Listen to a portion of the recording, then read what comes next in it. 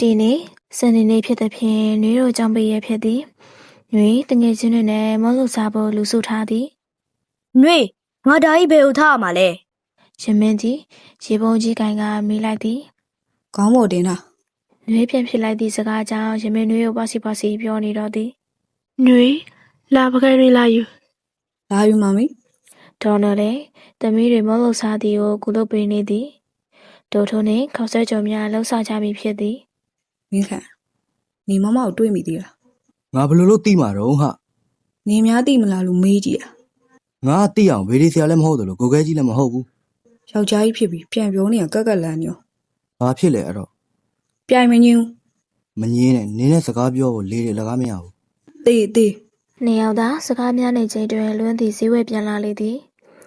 နွေလွန်းအောင်မြင်တော့ပြောသွားပေမဲ့နွေနောက်မှပစ္စည်းရည်တဲ့ပြီးလာသည်ဟိုတနေ့ကလူကိုမြင်တော့စိတ်ထဲလေးသွားပြန်သည်မဘယ်ဒီသွားနေရလဲလိုက်ရှာနေရလိုအပ်တဲ့ပစ္စည်းတွေသွားဝယ်နေရလေမလုံးမလာရင်သူ့မျက်နှာဈေးရလောက်ပဲကြံတော့မှာအေးဆိုကဘာပြက်နေရှာတာတငယ်ချင်းနေရဝင်ဖက်ချင်းကိုခံလဲရတော့ကြောင့်နွေမျက်စောင်းထိုးလိုက်သည်လွန်ကိုဒီဟာတွေဘယ်နှထားမှာလဲဒီနားပဲချလာလိုက်ဆိုင်ကျေးဇူးပါမောနေပြီလားရေးတော့မလားလုံးရည်သွားယူပေးမယ်မလိုပါဘူးလွန်ရဲ့နွေရဲ့ရှင်လွန်တခြားတယောက်ကိုဂရုစိုက်ပေးနေရတာကိုနွေနိုင်ငင်မလားလို့ဖြစ်မိသည်မဒီမှာမအတွက်ရေးကျေးဇူးပဲဆိုင်ရော့တောက်လိုက်လေလဲတစ်လျှောက်လုံးတည်ပေးလာတာမောနေရတိပါရဲ့လွန်အတွက်ယူလာတာကိုလွန်ရင်သူမြောက်ကိုပေးတတ်လိုက်တော့ကြောင့်နွေပါဇက်အဟောင်းသားကြံခဲ့သည်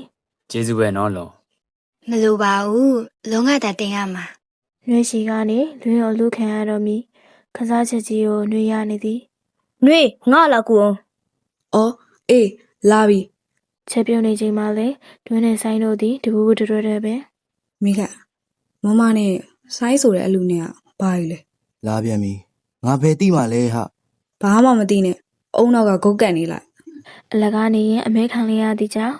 မိခန့်ဦးချမ်းချောင်းလေးကျန်နေခဲ့သည်ကဲလာအလုံးချက်ပြီးစားလို့ရပြီ